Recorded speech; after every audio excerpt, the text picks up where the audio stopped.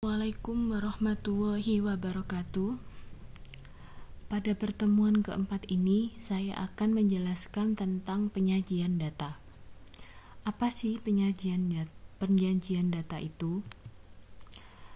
Yang pertama akan saya jelaskan akan kembali pada materi yang sudah saya jelaskan sebelumnya, yaitu statistik deskriptif. Karena di penyajian data ini kita akan masih berhubungan dengan statistik deskriptif. Definisi dari statistik deskriptif.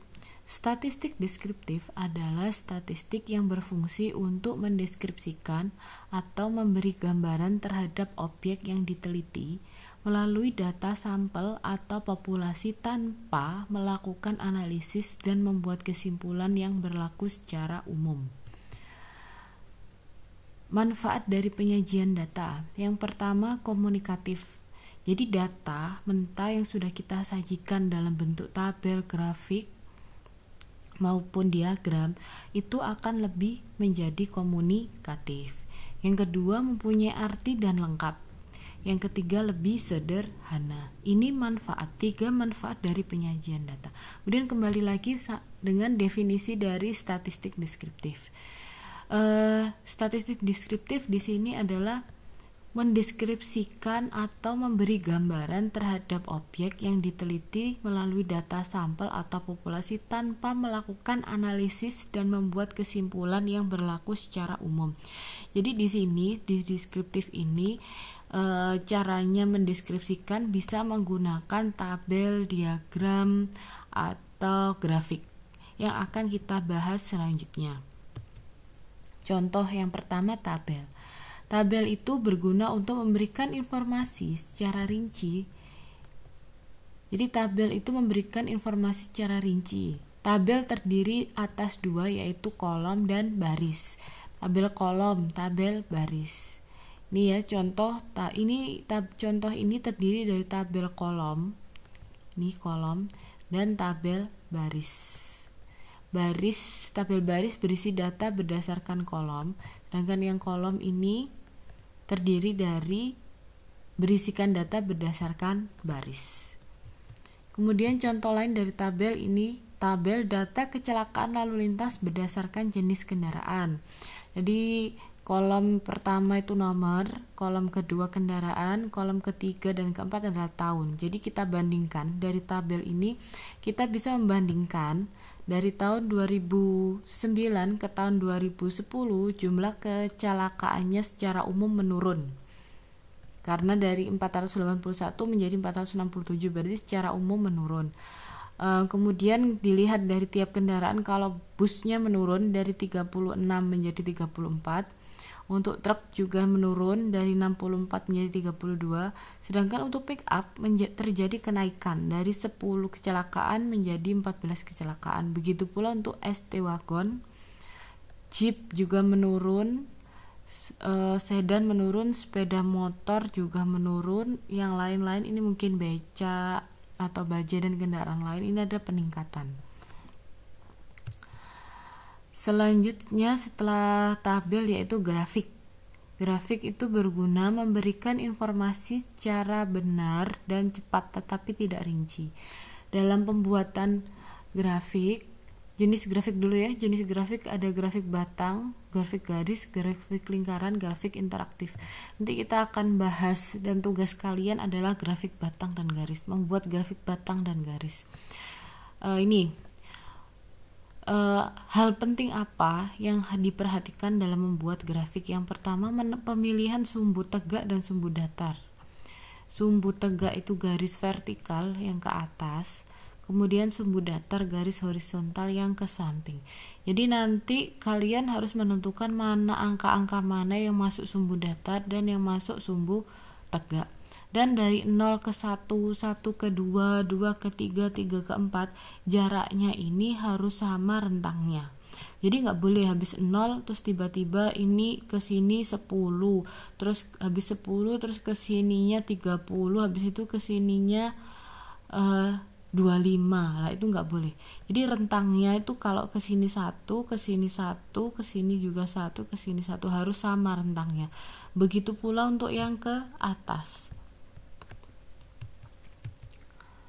Contoh grafik garis. Ini grafik garis ya, grafik produksi beras kecamatan X. Jadi ini produksi beras kecamatan X dari tahun 2000 ke tahun 2001. Ini tahunnya. Terus yang ke atas ini tonnya, berapa ton. Jadi berdasarkan tahun. Di tahun 2000 ini ada 50 ton, tahun 2001 ada 60 ton. Nah, dari grafik ini kita bisa melihat adanya kenaikan dari tahun 2000 sampai tahun 2002, kemudian mengalami penurunan di tahun 2004, kemudian terjadi kenaikan lagi terus sampai tahun 2008, turun di tahun 2009, kemudian naik lagi sampai pada tahun 2011.